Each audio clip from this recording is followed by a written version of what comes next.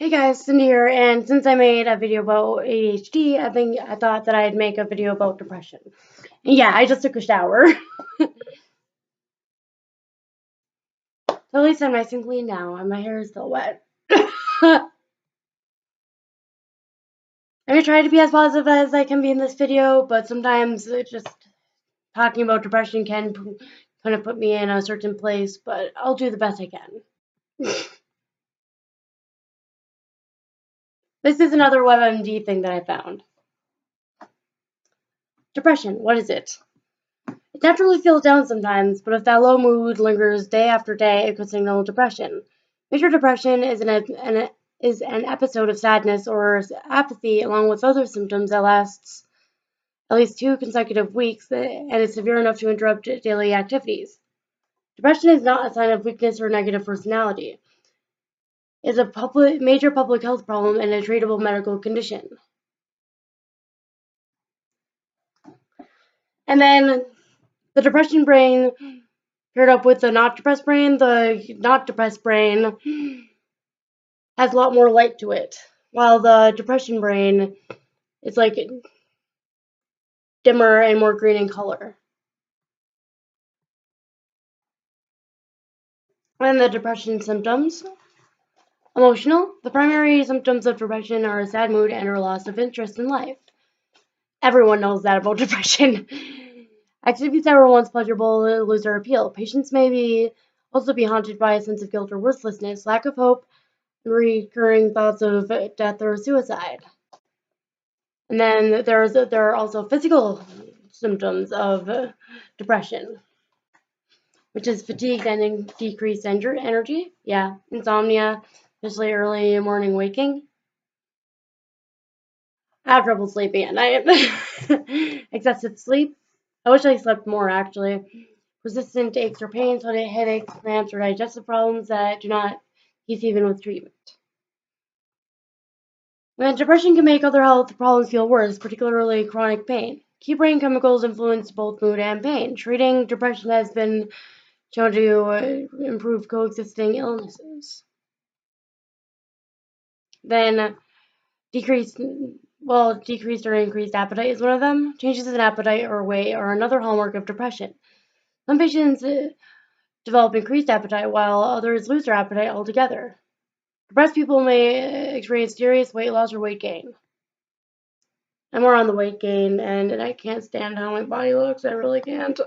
And then impact on daily life. Without treatment, the physical and emotional turmoil can be brought on by depression, can derail careers, hobbies, and relationships. People with depression often find it difficult to concentrate and make decisions. They turn away from previously enjoyable activities, including sex. In severe cases, depression can become life-threatening. Then yeah, that's where suicide comes in. People who are depressed are more likely to attempt suicide.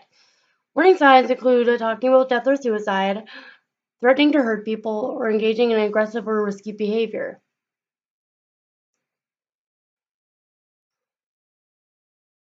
Anyone who appears suicidal should be taken very seriously. Do not hesitate to call one of the suicide hotlines. And then I listed the suicide hotlines in another video, but I think I'm going to put them in the description of this video as well. And then if you have a plan to commit suicide, go to the emergency room for immediate treatment. While sometimes I really do feel suicidal even today. So yeah. I'm not feeling suicidal right now, but I thought I'd share that. Because honestly, I just want to be transparent with you people, because I want people to understand my life with having to deal with this kind of crap. Like I told you all about my ADHD in my ADHD video, so why not do the same with my depression?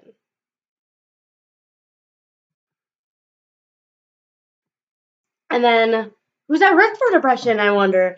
Anyone can become depressed, but many experts believe that genetics play a role. Having a parent or sibling with depression increases your risk of developing the disorder. Women are twice as likely as men to become depressed. And then the causes of depression. Doctors aren't sure what causes depression, but a prominent theory is altered brain structure and chemical function. Brain circuits that regulate mood may work less efficiently during depression. Drugs that treat depression are believed to improve communication between nerve cells, making them run more normally. Experts also think that while stress, such as losing a loved one, can trigger depression, one must first be biologically prone to develop the disorder. Other triggers could include certain medications, alcohol or substance abuse, hormonal changes, or even the season. I'm so glad that I'm not one of those people that get depressed just for the season because I was born in the winter, so it would suck to be even more depressed over my birthday. Yep, seasonal depression is the next slide on this. If your mood matches the season, sunny in the summer, gloomy in the winter, you may have a form of depression called seasonal affective disorder. In parentheses, SAD. The onset of SAD or SAD usually occurs in late fall, early winter as the daylight hours grow shorter. Experts say SAD affects from 3% to 20% of all people, depending on where they live. Then postpartum depression. Maybe get depressed after having a baby. The baby blues or gold strikes. Yeah, and then depression in children. Yeah, that's the thing. I first started noticing my depression symptoms when I was in 7th grade. But I didn't get formally diagnosed with depression until 9th grade. Because I just didn't want to talk to anyone about it because I thought that if I told anyone, people would just blame themselves around me, and I didn't want that. And then diagnosing depression. As of yet, there is no lab test for depression. To make an accurate diagnosis, doctors rely on a patient's description of the symptoms. You'll be asked about your medical history and medication use since these may contribute to symptoms of depression. Discussing moods, behaviors, and daily activities can help reveal the severity and type of depression. This is a critical step in determining the most effective treatment. Then, yep, there's also talk therapy for depression, and then I'm actually on antidepressants right now, but I haven't really found an antidepressant that really worked for me all that well yet. All of them have kind of had their drawbacks with me. And then, yeah, exercise for depression. Research suggests exercise is a potent weapon against mild to moderate depression. Physical activity releases endorphins that can help boost mood. Regular exercise is also linked to higher self-esteem, better sleep, less stress, and more energy. Any type of moderate activity from swimming to housework can help. Do something you enjoy and aim for the 20 to 30 minutes 4 or 5 times a week. Oh yeah, I remember once I was feeling really depressed and I forced myself to get on the treadmill because me and my mom have a treadmill. And I was actually feeling quite a bit better afterwards. But again,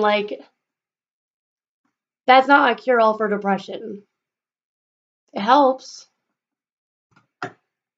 but it's not a cure, unfortunately. I wish it was that easy. And then light therapy, phototherapy. Light therapy has shown promise as an effective treatment for not only seasonal affective disorder, but for some other types of depression as well. Involves sitting in front of a specially designed light box that provides either a bright or dim light for a prescribed amount of time each day. Light therapy may be used in conjunction with other treatments. Talk to your doctor about getting a light box and the recommended length of time for its use. Actually, I haven't heard about that. Then St. John's wort for depression. St. John's wort is an herbal supplement that has been the subject of extensive debate. There's some evidence that it can fight mild depression, but 2 large studies have shown it is ineffective against moderately severe major depression. St. John's wort can interact with other medications you may be taking for medical conditions or birth control. Talk to your doctor before taking this or any other supplement. Then pets for depression. Hello. I want to hold my cat as I'm reading it about this.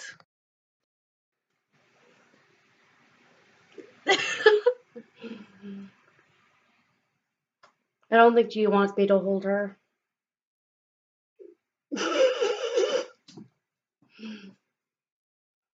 Anyway, that's for depression. A playful puppy or wise mouth parrot is no substitute for medication or talk therapy. But researchers say pets can ease the symptoms to mild to moderate depression in many people.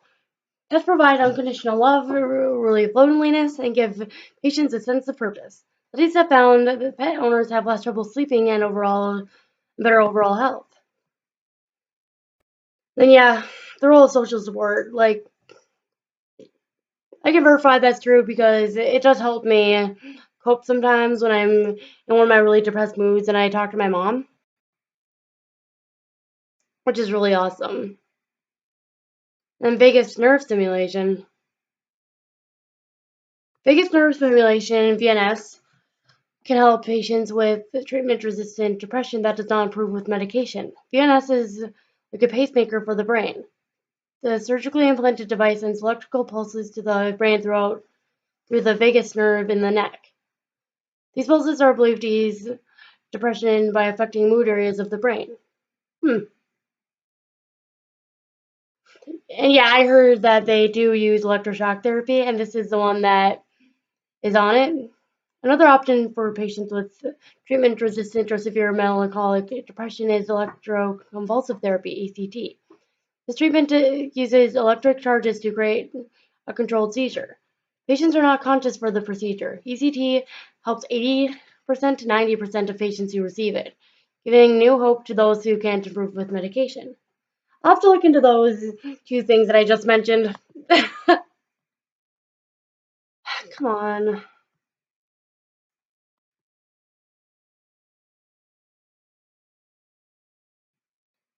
Transcranial magnetic stimulation. A newer option for people with stubborn depression is repetitive transcranial magnetic stimulation, RTMS. This treatment aims electromagnetic pulses at the skull. It simulates a tiny electrical current in a part of the brain linked to depression. RTMS does not cause a seizure and appears to have few side effects, but doctors are still fine-tuning this treatment. And a good outlook.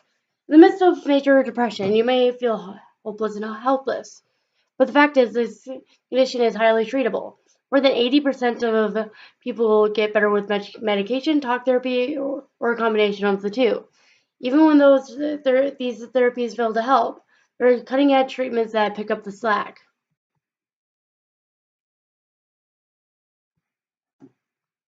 So yeah, hopefully you guys are more educated about depression right now. And surprisingly, I got through this without feeling depressed, so good on me too. Actually, it made me kind of hopeful and excited because now I know about more treatments if I don't really find any antidepressants that will help me out. Though I don't think I'd want to do the electroshock therapy unless like I really needed it. But I would try the other two. Yeah, I would try the more experimental thing over the thing that is like 80 to 90% successful. Because yeah, just being induced into a seizure kind of freaks me out. I've never had a seizure, and I don't know if I ever want to have one, medically induced or not. But, you know, yeah, hopefully you guys found this informational because I certainly learned a few things.